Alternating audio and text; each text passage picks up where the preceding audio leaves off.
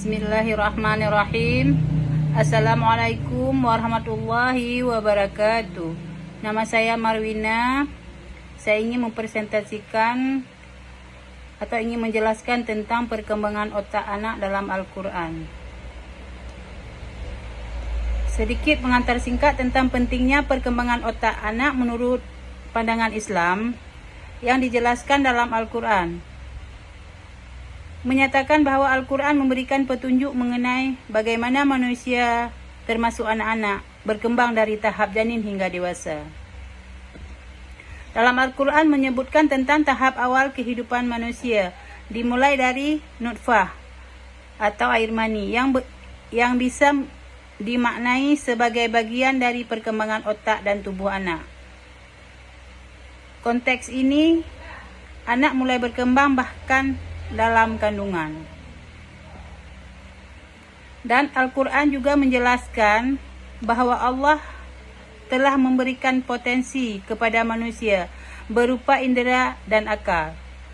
Ini merujuk pada perkembangan otak yang sangat penting, perkembangan anak. Pada usia dini, otak anak mulai berkembang dengan kemampuan dasar seperti mendengar dan melihat.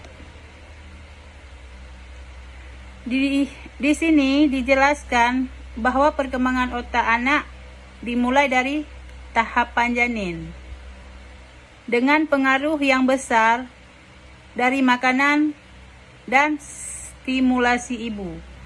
Fase selanjutnya adalah saat anak mulai bisa belajar dan menerima informasi akal yang berkembang. Proses ini sesuai dengan perkembangan fisik dan mental yang dijelaskan dalam Al-Quran. Di sini dijelaskan bahwa pelajaran yang utama diterima anak adalah dari ibu dan keluarga, baru dari lingkungan. Dalam Al-Quran juga disebutkan ada banyak ayat yang mengajarkan tentang pentingnya pendidikan pembelajaran, bahwa perkembangan anak berpengaruh pada lingkungan. Pengaruh lingkungan sangat penting dalam merangsang perkembangan otak anak.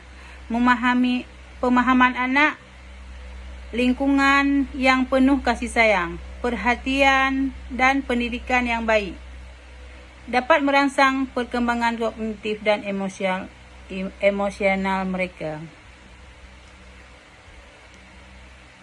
Adapun juga penjelasan dalam Al-Quran menekankan pentingnya menjaga keluarga, termasuk anak-anak, dari berbagai hal yang buruk. Salah satu cara menjaga anak adalah dengan memberikan pendidikan yang benar, baik secara agama maupun ilmu pengetahuan. Pendidikan yang baik akan sangat mempengaruhi perkembangan otak anak dan kecerdasan.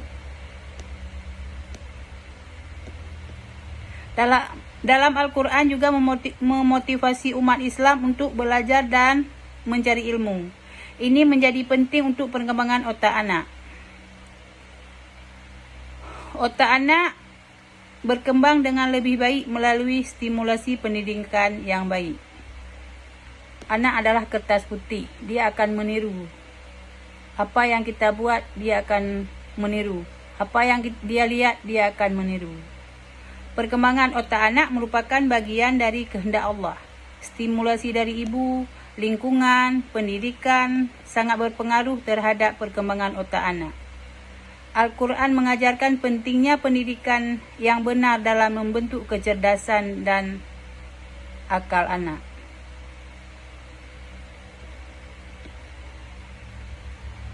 Dan yang terakhir, dengan mengingatkan kembali bahwa perkembangan otak anak adalah proses yang diawasi dan ditentukan oleh Allah. Sebagai orang tua dan masyarakat, kita harus memberikan pendidikan yang sangat baik dan stimulasi yang sangat baik yang mendukung tumbuh kembang otak anak.